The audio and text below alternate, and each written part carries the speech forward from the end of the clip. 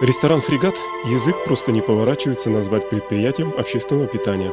Так много здесь делается для того, чтобы клиент, а по-местному гость, чувствовал себя, что называется, в своей тарелке. Не в последнюю очередь это зависит от изобретательной Людмилы Калгиной. 9 лет, как она гармонично вписалась в поварское сообщество Якутска. Каждому повару в нем нашлось место. Амплуа Людмилы Калгиной – авторские рецепты. И каждое новое блюдо получает путевку в жизнь после одобрения официантами. Готовится первый образец, который обязательно отдаем на дегустацию официантам, потому что они это блюдо предлагают людям и должны знать его вкусовые качества.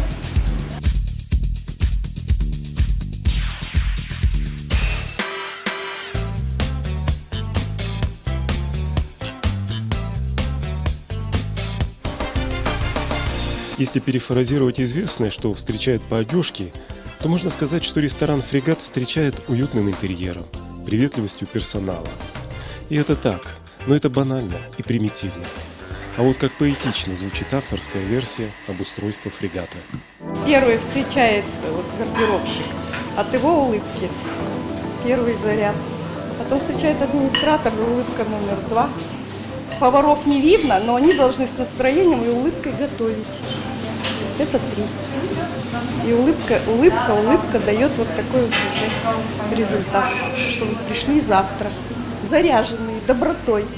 Вот во «Фрегате» это уже достояние. Все добрые и отзывчивые люди. А вот еще один улыбчивый повар, Максим. Улыбка – это что? Флаг корабля. Флаг корабля? Да. Он даже с улыбкой поднимает сколько килограмм, гиревик даже. Летом на теплоходе иностранцы, немцы, куда деваться, такой русский медведь вышел. Очень любознательный, любит готовить.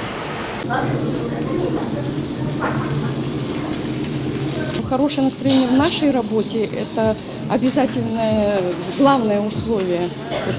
Да, потому что хорошее настроение, оно перекладется обязательно на приготовленное блюдо. Ну, все равно по рецепту делают, какая разница? Нет, рецепт тогда бы все готовили, и все получалось вот именно как мировой стандарт можно было применить. А если нет ауры, нет души, то блюдо уже будет постным, таким блеклым. Вот оно будет, может быть, и красивым, а вкус даст только энергетика. Вот состояние души, настроение. Поэтому мы во «Фрегате», вот у нас главное условие, чем я дирижирую. Пришел на работу, это, они от меня часто слышат: проснись и пой. Проснись и пой. Сравнение своего труда с творчеством дирижера – это просто метафора. Хотя Людмила Калгина и любительница песни попеть, но с детства мечтала стать архитектором. Все из-за той же тяги к гармонии и красоте. Тупые хрущевские многоэтажки только разогрели эту тягу. Но так же не сложилось, что стала она поваром после окончания Новосибирского института. Это хрущёбы, это где-то 2 с небольшим метров высота. И вот я в 12-летнем возрасте почему-то поняла, что человек в таких вот условиях не может быть творцом. Ему надо создавать условия такие, в которых он хорошо бы дышал, общался. А в таких квартирах это как конура. Творчество, оно в среде появляется. Или ты видишь природу, или в доме, в котором живешь. Вот поэтому я захотела стать архитектором и сменить, чтобы вокруг были красивые здания. И люди жили в красивых условиях. Людмила, а то, что вы не стали архитектором, вы жалеете об этом? Потому как вот работа моя в какой-то мере похожа, то не жалею. Твоя мечта может стать явью, только упорство, желание. Желание – это полужизнь, а равнодушие – это полусмерть. Я так думаю. Угощение. Оно однокоренное со словом «гость».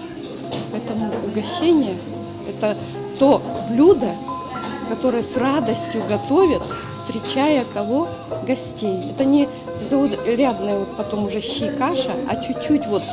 И больше как раз вот уже, если начал угощение готовить, здесь вот внутренний мир и улыбка должны больше присутствовать, потому что стук гости – это радость для меня. Как где-то вот какая-то, наверное, была там, было так написано: стучи хоть ночью, хоть средь бела дня. Стук гостя – это радость для меня. Людмила Калгина едва ли не каждую фразу заканчивает в рифму. Это у нее само собой получается. Также гармонично и естественно рождаются и ее многочисленные рецепты. Страсть к составлению рецептов все новых и новых блюд не покидает ее ни на суше, ни на воде. Я имею в виду борт теплохода «Демьян Бедный». Людмила Калгина – бывалый моряк. Уже 9 навигаций на Лени. В арсенале повара целая обойма рецептов блюд известных и не очень народов салаты мира. делаете? Да, делаем. Как блюда разделять? Русская кухня, там, узбекская или там якутская, китайская. Это же когда-то складывалась территория и продуктом. А продукты-то теперь самолеты, поезда и ракеты уже скоро будут возить, да?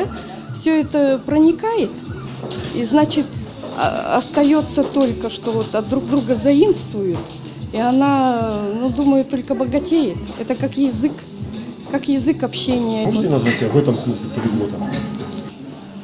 Меня как бы таковой считают.